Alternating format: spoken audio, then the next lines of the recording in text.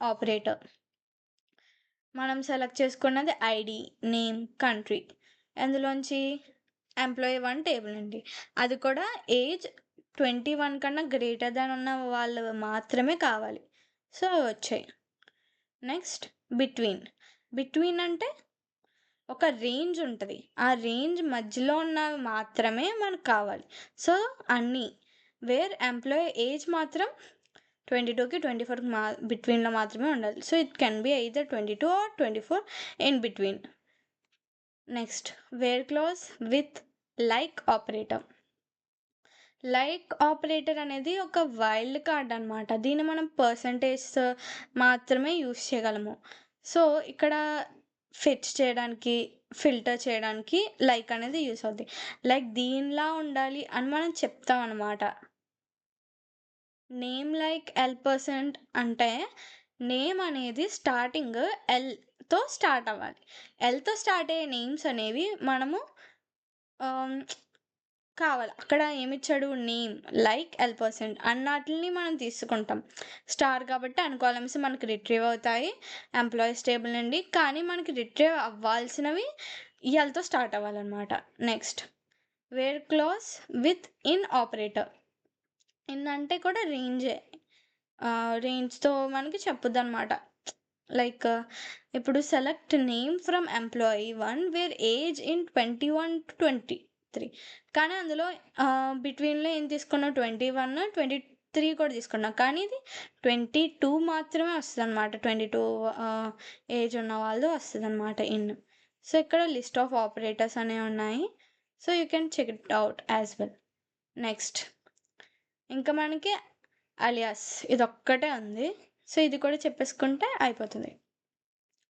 Alias అనేది ఎందుకు అంటే మనకి ఒక పెద్ద నేమ్ ఉంది. మనం ఒక బై మిస్టేక్ ఆర్ మనకి కావాల్సొచ్చే ఇన్ఫర్మేషన్ ఎక్కువ పెట్టుకుందామని చెప్పేసి ఫాస్ట్‌గా మనకి తెలియడం కోసం మనము ఇప్పుడు ఎంప్లాయీ ఐడీ అని చెప్పేసి ఏదో ఒక పెద్ద పేరు పెట్టేసాం.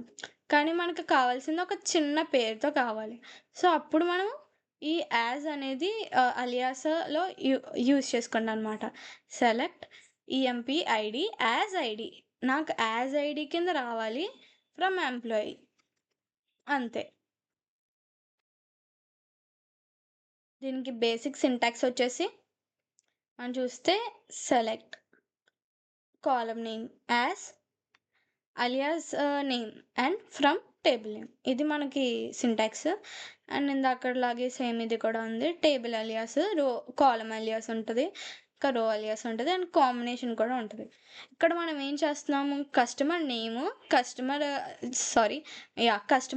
నేమ్ అండ్ కస్టమర్ కంట్రీ అనేది మనం తీసుకుంటున్నాం. అది కూడా C1, C2 అనే 2 టేబుల్స్ నుండి C1 అనే టేబుల్ నుండి తీసుకుంటున్నాం. అది కూడా ఎలా తీసుకుంటున్నాం కస్టమర్ అనే నేమ్‌తో C1 అనేది తీసుకుంటాం. అండ్ కస్టమర్ కూడా C2 అలాగా.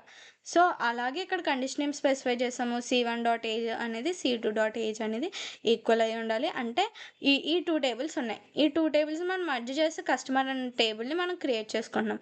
ఆ కస్టమర్ అనే టేబుల్‌లో ఆ 2 టేబుల్స్ నుండి వచ్చిన ఏజ్, ఆ 2 టేబుల్స్ నుండి వచ్చిన కంట్రీ వాళ్ళిద్దరిది సేమ్ అయితే అక్కడి నుండి వచ్చిన నేమ్ అండ్ కంట్రీని మనము ఇక్కడ రిట్రీవ్ చేసుకున్నాం.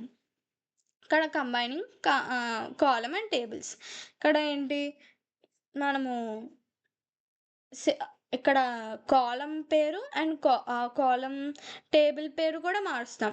ముందంతా ఒక టేబుల్ పేరు, ఒక కాలమ్ పేరు మార్చాము. ఇక్కడ ఏంటి అంటే 2 కస్టమర్ నేమ్ అనేది నేమ్ కింద కావాలి. కస్టమర్ కంట్రీ అనేది లొకేషన్ కింద కావాలి. కస్టమర్ అనేది సి నుండి కస్టమర్ రావాలి. అండ్ అలాగే వాళ్ళ ఏజ్ కూడా గ్రేటర్ దాన్ 20 ఉండాలి. సో, అలా చేస్తే మనకి ఇది అవుట్‌పుట్ వస్తది. So, that's it for today guys. ఇందులో మనము అసలు సెలెక్ట్ అనేది ఎలా యూజ్ చేయొచ్చు అండ్ అలాగే సెలెక్ట్‌లో వేరియస్ ఎలాగా operators, aggregate functions, between, in ఇలాగా అండ్ అలాగే డిస్టింక్ట్ యూజ్ చేసి ఎలా చేయాలి, అలియాస్ ఫంక్షన్ యూజ్ చేసి ఎలా చేయాలి అని మొత్తం నేర్చుకున్నాము. ఈ వీడియో మీకు నచ్చినట్లయితే లైక్ చేయండి, షేర్ చేయండి అండ్ అలాగే ఛానల్‌ని సబ్స్క్రైబ్ చేసుకొని పెట్టుకోండి. సో, ఇలాంటి కంటెంట్ అనేది మీకు ఇంకా కావాలి అంటే కామెంట్ చేయండి. ఏమేమి కావాలి అని. సో దట్ నాకు తెలుస్తది కదా! ఇంకా నేను ఎలాంటి ఎక్కువ ఎందులో మీకు కావాలి అనేది తెలుసుకుంటాను. అండ్ నాకు కూడా కొంచెం నాలెడ్జ్ అనేది వస్తది. Thank you guys.